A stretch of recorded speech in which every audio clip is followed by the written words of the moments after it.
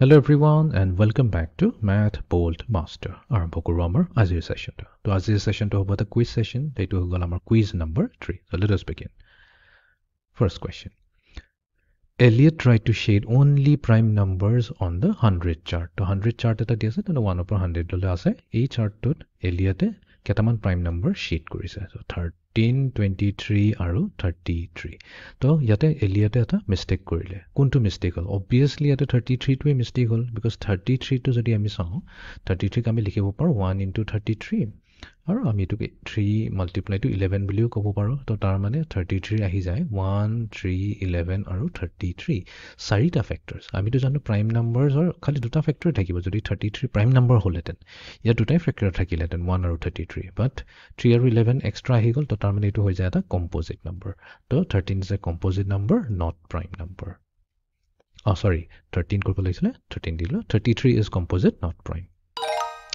Okay, next question. Are 7 and 3 co-prime?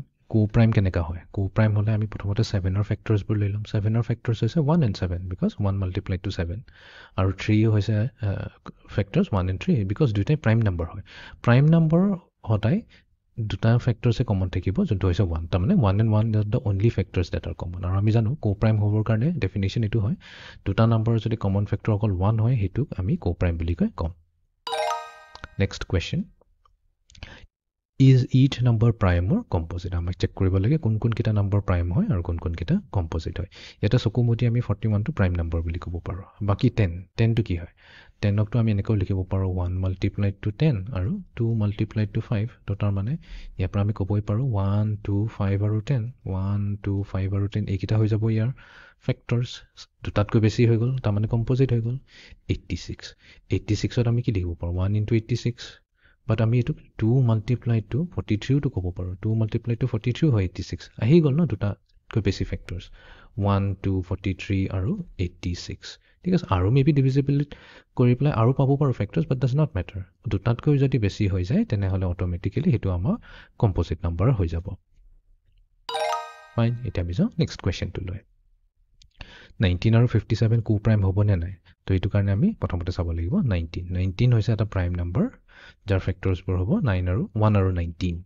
57টো actually prime number নহয়, বাট 57ক যদি আমি ফেক্টৰ্ছখিনি উলিয়াই লওঁ, তো 57 3ৰে ডিভাইড যাব।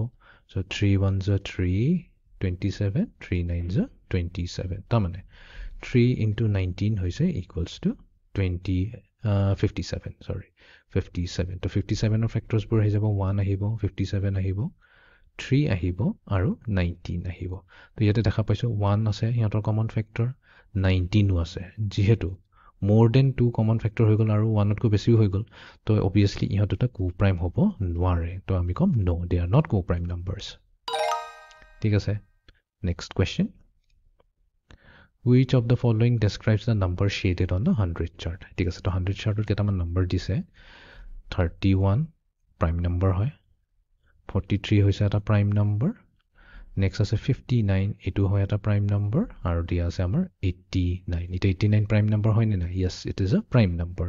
চ' ইয়াতেতো আমি এটা বস্তু কনফাৰ্ম কৰিব পাৰিলোঁ যে গোটেই চাৰিটা নম্বৰ, তাৰমানে যোনকেইটা শ্বেডেড নম্বৰ আছিলে, চ' গোটেইকেইটাই হৈছে প্ৰাইম নম্বৰ।